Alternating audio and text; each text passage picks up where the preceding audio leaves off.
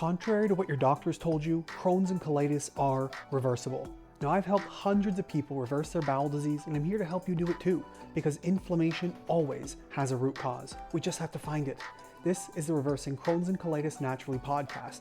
Now, I do these live trainings in my Facebook group every single week and put the audios here for you to listen to. If you want to watch the video versions of these episodes, just click the link in the show notes to get access to our Facebook group and YouTube channel. And for weekly updates, information, tips, and tricks, you can sign up for our email list by clicking the link in the show notes below. If you've ever been told that there's no hope for your IBD, that the only options you have are dangerous pharmaceuticals, dangerous medications, or life-altering surgery, I'm here to tell you that's just not true. There are so many other options, and we're talking about those today. Now, in this training, we're going to be talking about the 5 interventions, or the top 5, I should say, that I use with my clients to help them fully reverse their IBD. For those of you who might be going, no, this is a permanent condition, stay tuned. I promise you're going to learn something. Today, we're going to be going into actual tangible protocols that we use with our clients to help them get relief so that their bodies can begin healing themselves. And this is what's really important. Now, if you're new here, my name is Josh Deck. I'm a holistic nutritionist, medical lecturer. I'm a Crohn's colitis specialist to help people reverse bowel diseases such as Crohn's colitis and severe IBS. We've helped hundreds of people reverse their diseases and come off medication and go back to living normal lives. And now I'm here to show you that there is so much more that you can do for your IBD, and it's just not a life and death sentence. So we're getting right into it today, guys. We're going to be talking about 5 interventions we use to help clients reverse their IBD, and we're going to talk about why and how you can apply them, why they matter, and what to do about it, okay? So without further ado, the first one that we're going to talk about here is called an elimination diet. This might seem like a no-brainer. A lot of people go through an elimination diet, but what does it mean and why is it important? Number one, elimination diet is exactly what it sounds like. We just eliminate as many things from our diet as possible. I've had people cut back to ground beef and rice. I'm not saying you have to. I'm saying that these protocols that we're going to be talking about today have benefits. They have a point and a purpose. Not all of them are forever protocols, but many of them have a purpose. And so what does an elimination diet do? Think about this. Your body, I use this analogy quite a lot if you're a regular. If you're new, prepare to have your mind blown. Your body is much like a cup of water. Now, everything that goes into our cup fills this cup up. We have so much going in. I have stress that fills my cup. I have an injury, it fills my cup. If I get sick, get the flu, it fills my cup. Eating poorly, junk food, fast food, fried food, alcohol, sugars, all these things continue to fill my cup.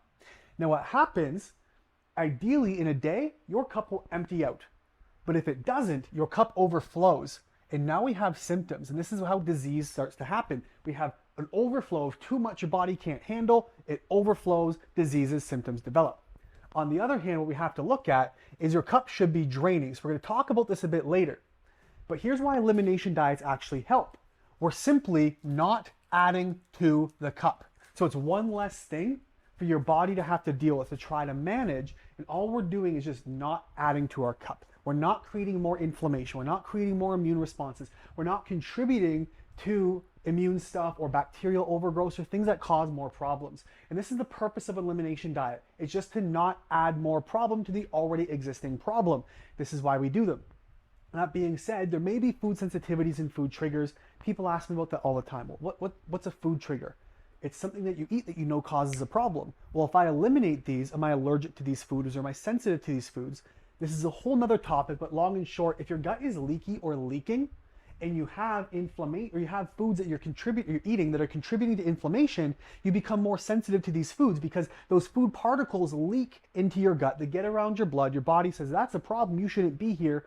And it puts an immune response. And now suddenly you have an allergy or a sensitivity. Elimination, again, it eliminates the contribution to these immune problems. That's number one, elimination diet. Now that might look like a couple of them. You can look these up online. You get the SCD and the AIP, which are pretty common diets. That's going to be specific carbohydrates and autoimmune protocol diets. There's 1,000 of them out there. There's carnivore, there's vegetarian, there's Mediterranean. They're all going to be different based on you and how your body responds.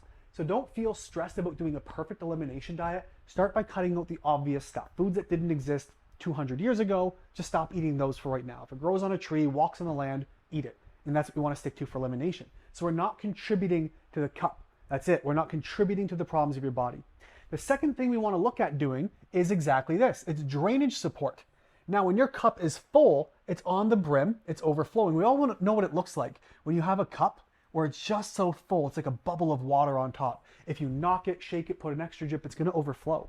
What drainage does, drainage is very important because drainage is how things exit the body.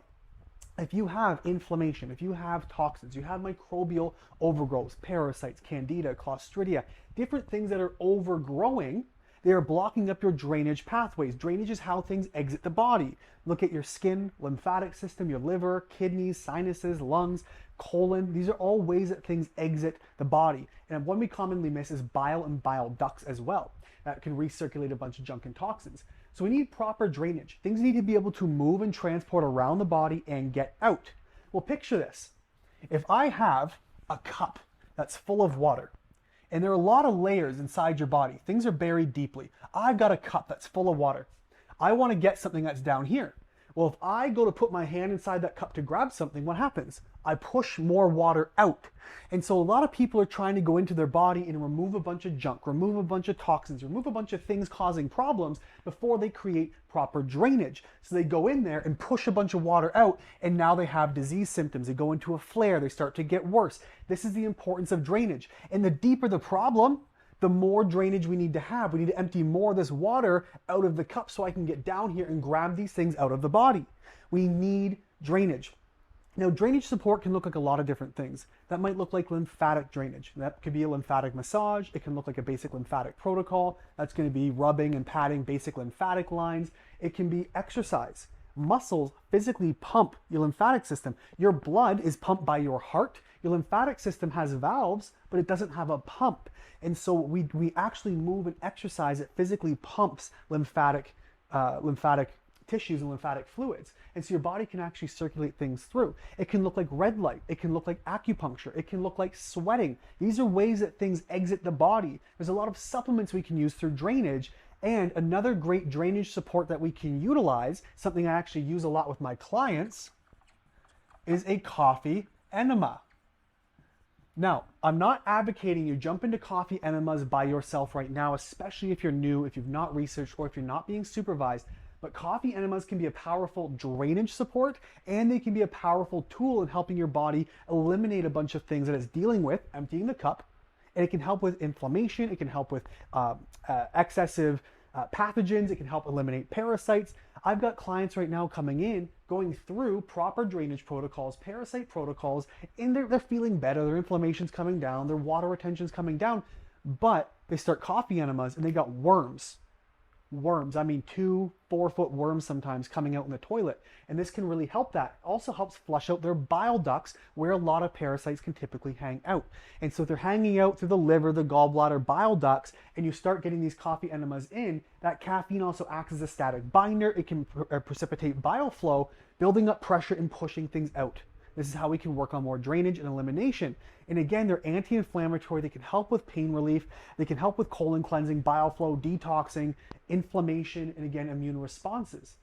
Remember, this is drainage. The more stuff you have in your cup, the more likely it is to overflow, the more symptoms you develop.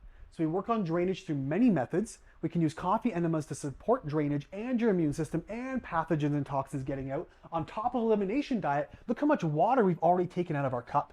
We've already reduced so much, which reduces your chances of flaring. And so we can get into this cup and start pulling more things out, more layers. Maybe we have to remove parasites. Then we have to go remove, maybe there's mold toxicity. Maybe there's some candida in there. Maybe there's going to be gallstones or clostridia bacteria. There's overgrowth. The deeper we can go into the cup without causing overflow, the better. So we've stopped contributing to the cup with elimination diet. We've performed proper drainage protocols, right? Again, acupuncture, red light, sweating, saunas, supplementation. We've adopted coffee enemas, which are great for drainage detoxification, your immune system, inflammation, the works. And there's a lot of supplements we can utilize. Now, I've done talks on supplements before. I'm not going to go into specific supplements per se because everyone's different. But here's what I want to talk about in the way of supplements. Supplements, so many people are on them as a life sentence. And what you've effectively done is you traded medications for supplements, and now you're on plant-based medication. What we want to do instead is have supplements that have both a start and an end goal. If you have a start and an end for your supplement, it means it has a purpose. It means it has a reason why we're taking it and a goal it can accomplish, which gives us a timeline and a place to stop taking it. On the other hand, if you're on medication, you're suppressing symptoms, you're on these things for life, there's nothing you can do about it, you can't change anything because it's your only hope. And if you trade your medications for supplements with no start, no purpose, no end in sight, you're just trying to manage your symptoms, you've now got plant-based medication. And so we have to have a start, we have to have an end goal, a purpose we're trying to accomplish with these supplements. On the other hand, if you're taking something, again, super arbitrarily, could it be harming you? So many people take supplements without really realizing it. And what they're doing is they're taking things that are boosting their immune system. Well, if your immune system is already imbalanced, it's constantly in flux and flow. Your immune system, something comes in, it captures it, gets rid of it, and handles it, it calms down. An invader comes in, your immune system spikes back up, it gets hyperactive, it tries to capture something, and then it comes back down. And it's constantly in flux. You're high stressed, it comes up again. You get rest and relaxation, it comes down again. You get the flu, your immune system spikes up again, and it comes back down again. The problem is, so many people, their immune system is constantly like this. It's not rebalancing, especially if you're on the autoimmune spectrum with your bowel disease. Not every case is autoimmune, but if you're on the autoimmune spectrum, during this process, what happens? Well, you consume something, you take something that boosts this immune system, which is already imbalanced, you contribute to the problem, and now you've got more flare, more immune activity, more responses, more sensitivities, more allergy responses, headaches, nausea, vomiting, diarrhea, bleeding, and mucus. These are all immune responses, and we exacerbate them by taking immune boosters. And so supplementation must have a start because it has to have a purpose, therefore a goal, which gives you an end goal, and the supplements are taken for a purpose to come to a conclusion, which means you're not dependent. And this is how they differentiate from pharmaceuticals for the rest of your life. It's not medication, it's a supplement for a purpose. We've talked about elimination diet. We're not adding to the cup. We've talked about drainage. We can empty the cup. We've talked about coffee enemas that both empty the cup and help with inflammation and symptoms and toxicity, further emptying the cup. We talked about supplements, which have a start and an end goal. Now, supplements, again, if you have parasites, the supplements are designed to remove the parasites. When the parasites are removed, you come off of the supplements. If the supplements are there to support your drainage, when drainage is successful, we can come off the supplements. If you're on supplements to manage your immune system or to rejuvenate it, you can come off the supplements when your immune system is balanced.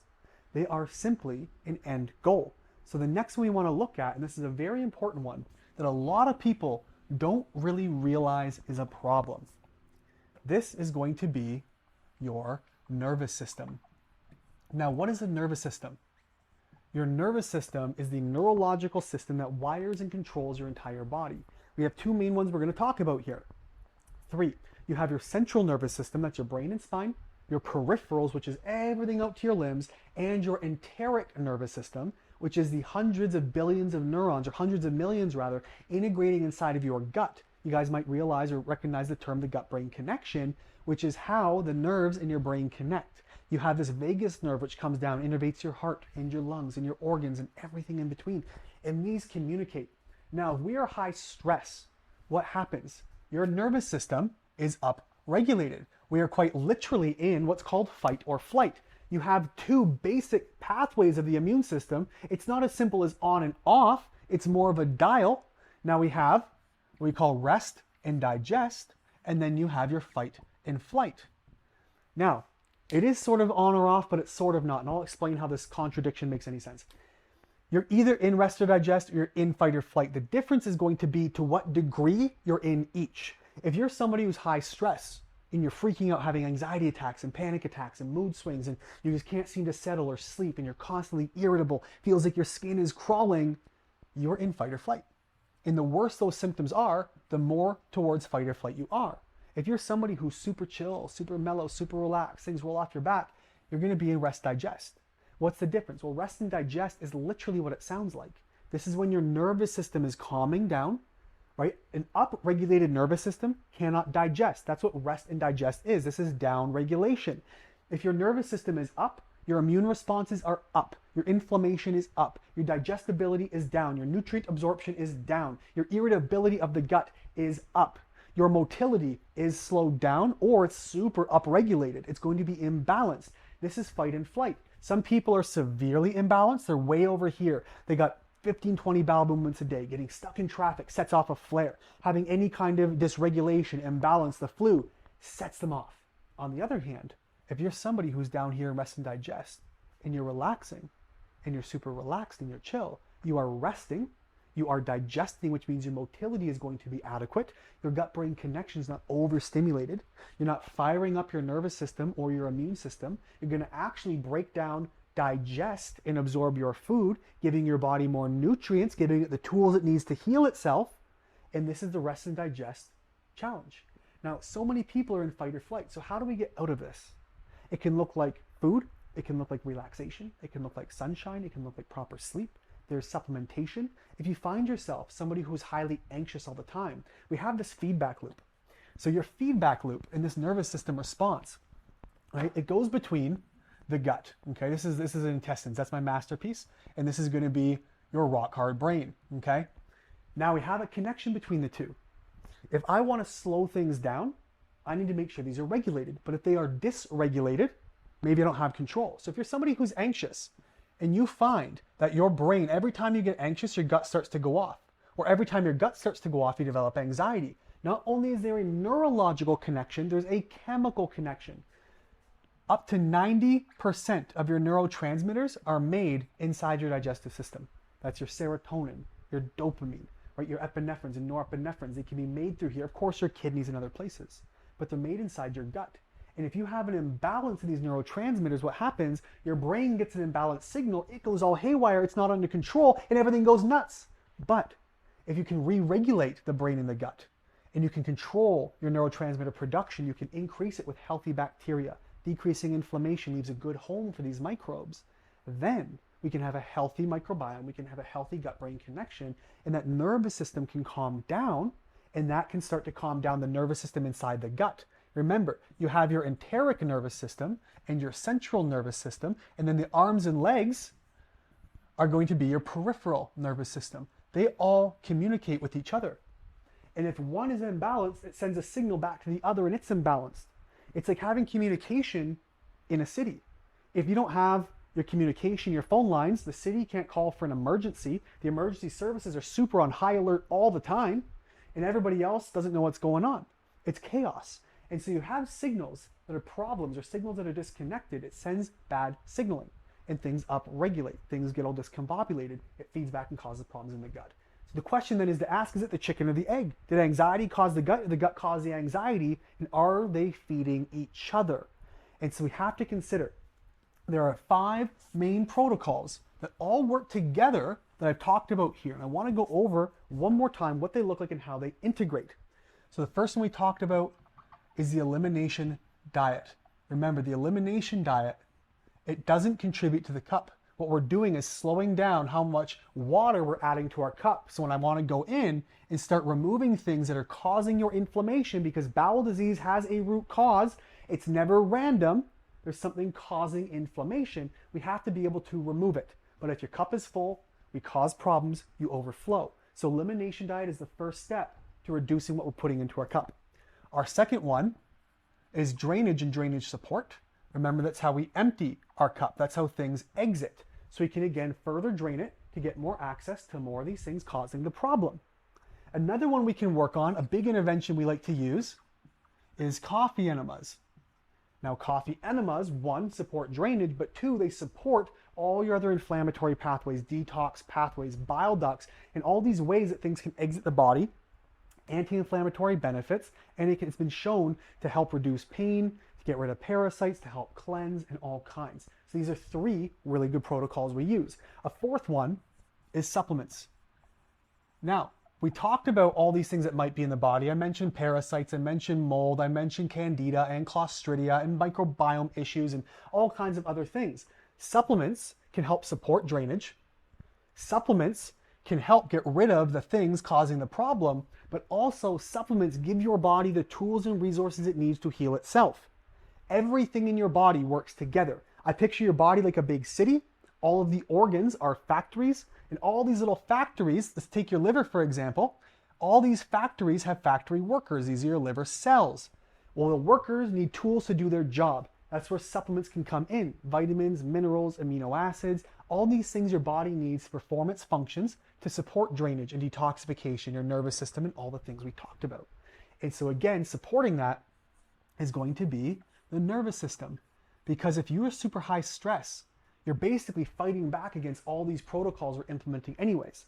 So maybe this looks like rest, it looks like sleep, it looks like meditation, it looks like acupuncture, it looks like a vacation, it looks like dropping things that are causing inflammation, because when you're inflamed and you have poor drainage, your body has what's called a cell danger response. There's the macro level where you go, I'm in danger. On a microscopic level, when your body's toxic or inflamed, your cells release a danger response. This is called a cell danger response, which sends back a signal through the nervous system back to the body saying we're in danger, and we set off everything again. And so, nervous system, supplements with a start and an end goal. They have a purpose and a finish line. We're not plant-based medication. Coffee enemas to support drainage, detoxing, inflammation, the immune system, etc. Proper drainage and elimination diet to not contribute to the problem. And these are the 5 biggest protocols that we utilize. Now, everyone's going to be different. This isn't one where I can write out, here's a protocol for this, here's a supplement protocol for IBD. I get asked all the time. Everyone's different. And so here's what can be a bit of a problem, and I want to caution you guys on this.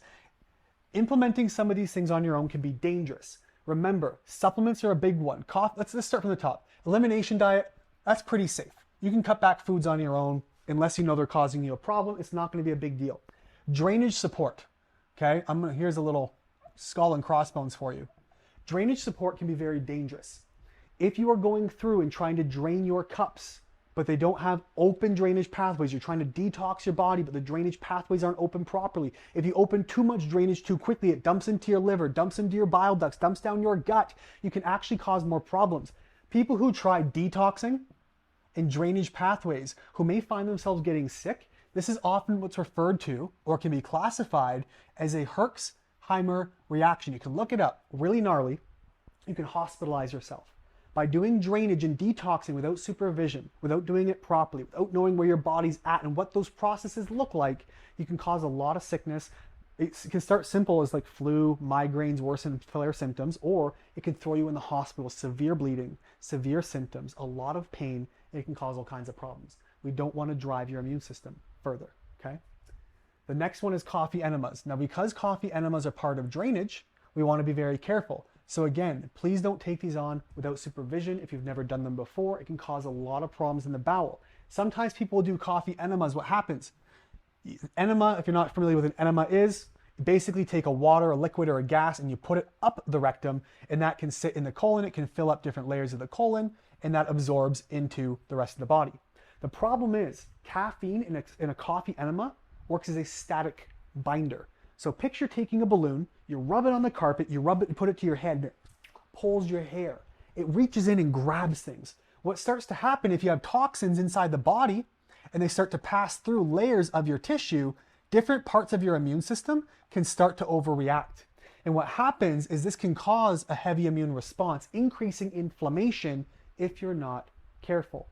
And so we have to be careful with coffee enemas because it can over-trigger your immune system if you're not in a place to do it properly. Huge caution to coffee enemas. Supplements, again, same reasons as drainage, same reasons as coffee enemas, and again, your immune system.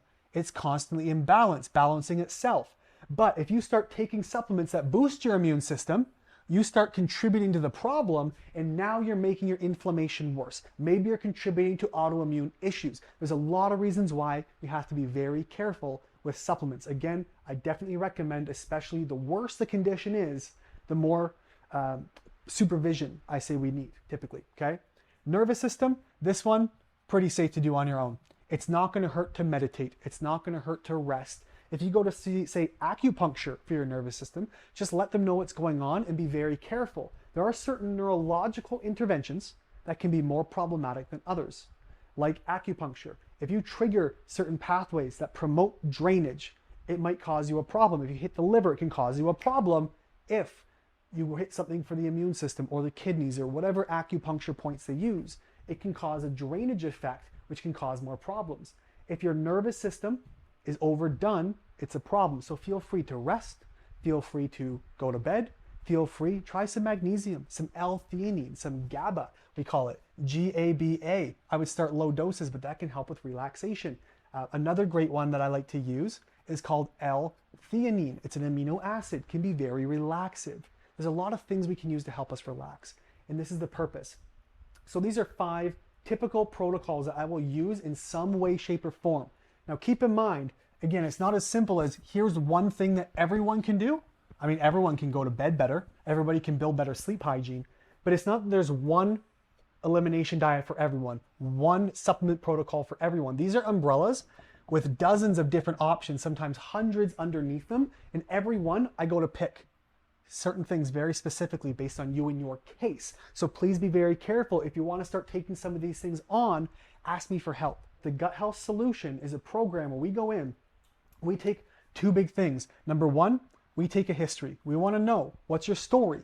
What your doctor does is they go, here are your symptoms, here's your diagnosis, here's the medication, 1, 2, 3, like a cookbook. Meds in this order. What we do is we want to go through a history. Where, when, why, and how did this whole thing start? Once we have that, we send you a bunch of questionnaires.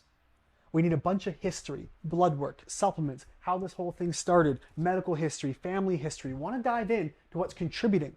This gives context to our history. Once we have that, we go on to another one. We do a second history. Now that we have more context from you. This helps us understand more of what's going on. From here, we then create a program for you based on you, your needs, what's going on, what's inside your body. The steps and process of all these protocols we listed are made for you based on your needs, but that's not good enough. We go to your doctor, here's a medication. See me in 3 to 6 months, we'll see how you're feeling. That's not enough. You know how quickly things can change with IBD. So what do? We meet with you every week for 16 straight weeks to micromanage this process, to make sure your body is healthy and happy, and that we're not seeing this, rather we're smoothing out this ride as best we can to make sure you're continually making progress and your body is getting better and healthier, and it can begin removing the steps, pieces, and processes that are contributing to inflammation. Remember, inflammation is never, ever, ever, emphasis on the ever, it is never random. Everything in the body is a cause and effect. Me bending and straightening my arm is the cause and effect of contracted and relaxed muscles on a macro level. Even on a micro level, it's sodium, potassium, calcium, magnesium moving in and out of the muscle, allowing this contraction to occur. If I get pink eye, the cause is bacteria. Maybe I didn't wash my hands after wiping my butt. The effect is inflammation in my eye. It's trying to heal me from bacteria that should not be there. Inflammation in your bowel is no different. You cannot wake up one day randomly, arbitrarily allergic to yourself. Something had to cause the problem. The effect is inflammation. It gets labeled by your doctor, symptoms, diagnosis, drugs. They never go back this way. They only go towards management. We want to go back this way to the history. When, why, and how did this all happen? The easiest way to learn about this, just to see if it's a good fit. If we can't help you, I'll let you know if it's a good fit. Best way you can do that is to comment the word solution. We'll reach out, we'll have a conversation, see what it looks like, see if we can help, see if this is a good fit. And you, like hundreds of others, I think we're just over 300 now, hundreds of others have gone through this process and they reversed the medication. We just did an interview last week with, or maybe it was 2 weeks ago now, with Mary, off all of her meds. She's now 9 months medication-free, pain-free, drug-free, symptom-free. Calprotectin is a 4. She's feeling amazing. Louis went back. I talk about him all the time. We were on a great TV show, international TV, talking about Louis' case. 17 years of inflammatory bowel disease. 3 separate times his family planned for his funeral. His body was so ill and so inflamed. Took us 6 months off all of his drugs, medications. He's now almost 2 years, completely pain-free, medication-free, symptom-free. Just came back traveling in vacation in Greece, eating and drinking and living his life normally. Because we removed the things that were causing the problem. We got down there, pulled each thing out, and his body was able to heal itself. It's not random. It never is. It's not just genetic. It's not just autoimmune. It's not just unfixable. There's a solution. I'm going to go into the questions right now. Okay, let me go through. There's so many of you on the call. I appreciate you guys being so active here. Let me get in here and see what's going on. Joyce, she says, eliminating gluten has helped me. Absolutely. Gluten has a protein in it that your body recognizes as a pathogen, which can lead to leaky gut, which contributes to the problem. Kimberly says, I'm in fight or flight, unfortunately. Absolutely. If you're in fight or flight, recognize there's a feedback loop. Remember, it's a feedback loop between your body and between your brain, between the neurotransmitters in your gut, the effect it causes on the brain, and everything else it does in between. We have to remember there's more than one thing going on at a time. Miranda's question is, can antibiotics as a child cause IBD? This is a fantastic question. I get asked it all the time. The answer is absolutely, Miranda. Here's what we have to keep in mind. Your body, you get microbes in your body from all kinds of different ways. The first one is going to be in utero. This is when you're in the womb. You get them from your mom. They transfer from her. You get them inside the placenta. You get these in utero before you're born. The second place we get microbes is through birth, through a natural vaginal birth through the birth canal. You come out covered in microbes that enter your mouth, they get on your skin, they colonize like brand new seeds growing in a meadow. Think about that. It grows and the grass starts to grow, it starts to turn into a forest, then a rainforest, we have more diversity. That's the second place. The third place we get them is going to be from breast milk. You get these from mom, especially the first 3 days. There's a lot of colostrum, there's a lot of microbes, and over the 1 year, even if you're lucky enough, up to 2 years of breastfeeding, there's so many more microbes that get in and they settle and they culture and they grow. And so these microbes, again, cultivate. It's now introducing more wildlife to the meadow. Small things, rabbits and shrews and all kinds of things. But as that meadow starts to grow, you introduce more life to it. And so now what happens, the fourth thing that you introduce them through is from life. Food, friends, traveling, exposure. So let's take this into consideration. The best case scenario to develop a healthy ecosystem in your gut microbiome is 1, you are born from a healthy mother with healthy microbes who eats really well, doesn't consume chemicals or drink, etc. Number 2, you're born naturally through the birth canal, not through C-section. Number 4, you're breastfed, not bottle-fed formula. And 4, you have a healthy outdoor lifestyle. You grow up on a farm, you're playing with animals, you're traveling, seeing friends, and you're eating healthy foods that contribute to your gut. Worst case scenario, your mom's not very healthy to begin with. You're born via C-section. You're strictly bottle fed. You grow up inside a high-rise tower in New York City. Everything is sanitized. Everyone wears a mask. You have no pets at home.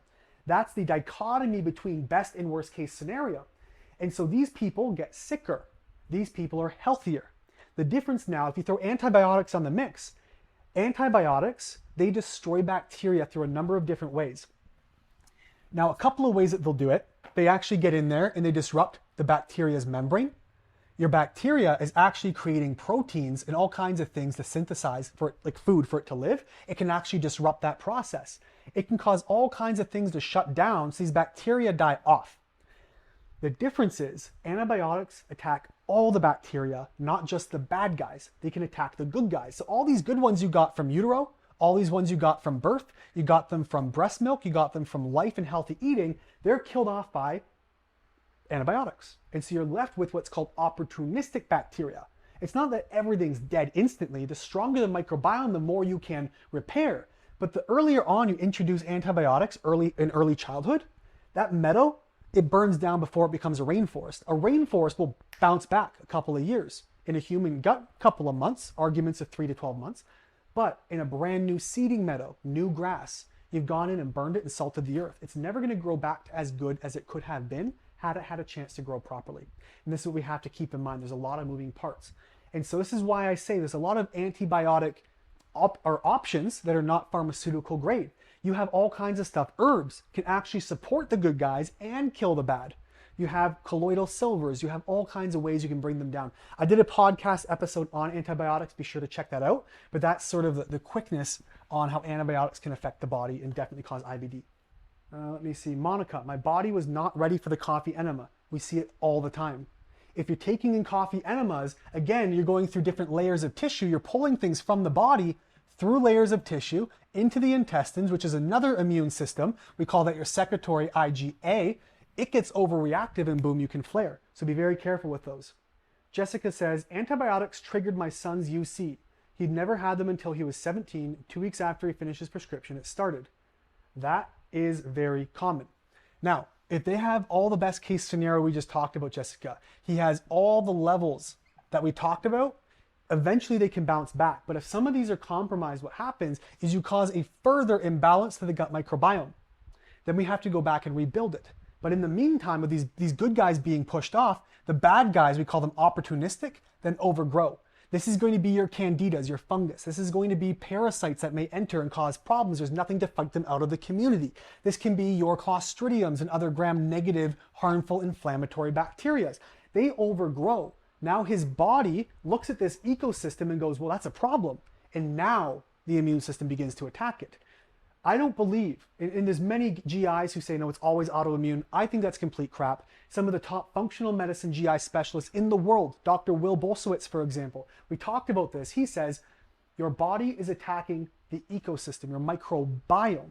There's no evidence it's attacking your tissues. It just happens to be near your tissues, and so they get inflamed. And this can all be reversed. Connor asks, how do you know what to eat and what not to eat? Also, do you think the use of ibuprofen can cause Crohn's? So I'm going to hit the Crohn's one first because we're already on this topic. Can ibuprofen cause Crohn's? In the same way that antibiotics can, I've seen it be a major contributing factor. Can I say it caused it entirely? Not necessarily. But think of it, if you have a leak in your roof and there's water leaking, your house didn't cause the mold, the water leak caused the mold. And so if you have something that's already a problem and you have this residual effect, then absolutely it can contribute to the problem. You take ibuprofen in an unhealthy gut, that already starts to take down your bacteria. It already starts to cause inflammation. Now what starts to happen is your opportunistic microbes overgrow. So you're sliding downhill in the way of health. Then what happens? Fungus and other things overgrow. Parasites get in. Your tissue and inflammation triggers the immune system. There's a lot of cascades that happen.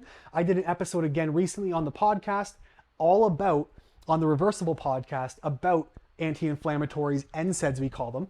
NSAID stands for non-steroidal anti-inflammatory drugs. We did a podcast all about how those affect your gut and how horrible they are.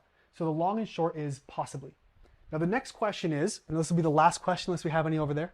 So this will be the last question I'm going to take is, how do you know what to eat and what not to eat? My friends, this is called trial and error. Now, why trial and error? The truth is, you can have a list like the AIP diet, the autoimmune protocol, the SCD, specific carbohydrate. You can have, there's dozens and dozens of diets, Mediterranean, Atkins, and carnivore, etc. You don't know until you try. I can recommend food to one person that will cause problems in another. Now, I can take a pretty good guess based on your history, based on your symptoms, based on what upsets you, what doesn't. You already know. If you're eating anything that your great-great-grandmother would not recognize as an edible substance, it will be contributing to the problem in filling that glass. Now, is it contributing a little or a lot? The point is, it doesn't matter. I get people argue with me all the time. Well, it's just one Pop-Tart. It's just some gluten. It's just one drink. It doesn't matter. If your cup is already brimming full, it takes one drop to cause everything to overflow. And this is what we have to keep in mind. And so it's a trial and error. Gold standard for diets still, even though I can look at your gut bacteria, I can measure it and go, well, these ones typically react to these foods based on your symptoms. It's probably ABC. Therefore, these foods will probably cause you a problem. At the end of the day, the gold standard is still an elimination diet. Go down to ground beef and rice and try that for a week. And then every 3 days, pick one new food and add it in, and you'll know if it's contributing to the problem. That being said, hundreds of cases we've reversed. Comment solution for help. But hundreds of cases, we rarely make meal plans for people anymore unless they're already eating horribly. Meal plans, most people dealing with bowel disease already know what does and doesn't bother them. Unless it's a packaged or processed, frozen, or refined food, I'm probably not going to remove it if you know it's fine for you. Our job, food can cause this disease, but food doesn't always, which means food typically cannot fix the disease in 99% of cases. The problem is doctors go, food can't cause it, food can't fix it, eat whatever you want. We say food probably didn't cause it, therefore food probably won't fix it, but food is a major part of your healing response, so we have to eat responsibly. Anne-Marie, here's one more. I will take this one. It's easy to answer. Last one, guys. Why rice, since it's a white carb? I have no problem with white foods. What I have a problem with is the white diet. Now, I posted about this and somebody's like, what's wrong with white people? I'm like, that's food. And so the white diet is white rice, white breads, white pasta, white potatoes, white. One, there's no nutrients. The reason they say the white diet, picture You have an inflamed ankle, it's sprained, and you have to walk up the stairs. You have to do labor and mechanical work and movement with your ankle. That's not bad to do, right? If you're eating things that take very little effort. But now take a backpack, fill it with weights, and walk on that sprained ankle. It's harder to do. And so, if you're eating foods, think like beef jerky, right? Or a steak, or raw broccoli. That is a lot of mechanical work your body has to do. It's like taking that sprained ankle and carrying weights. It's more load on already inflamed tissue. Whereas the white diet, these white foods, they break down in the mouth. The amylase in your saliva breaks down starches. You can test this. Take a cracker or something and just chew it. About 60 seconds, it will start to taste sweet because that carbohydrate is breaking down from a complex carbohydrate to a very simple carbohydrate called sugar. Fun fact, we call it C6H12O6. That is a glucose molecule. That is sugar. Now, these complex carbs break down to simple carbs that taste sweet. That's sugar. And so the white diet just takes the load off the body. But it's very void of nutrients, which means those factory workers we talked about, right? They don't have the tools they need to do their job to fix your body.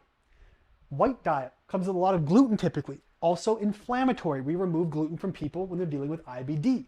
So there's a lot of reasons why the white diet doesn't work, but rice being a white carb, I don't mind at all. I have no issue with rice. It's just that we don't want you only eating nothing but rice for the rest of your life, because that's not a solution. Just like supplements is a start and an end, elimination diets have a purpose to find information. It's research for you, and then we can go back to eating normally. And that's how these things work. Okay, so everything has a purpose. Everything has a cause and an effect. That's all we got for you guys today. Thank you so much for coming. We're going to see you next week.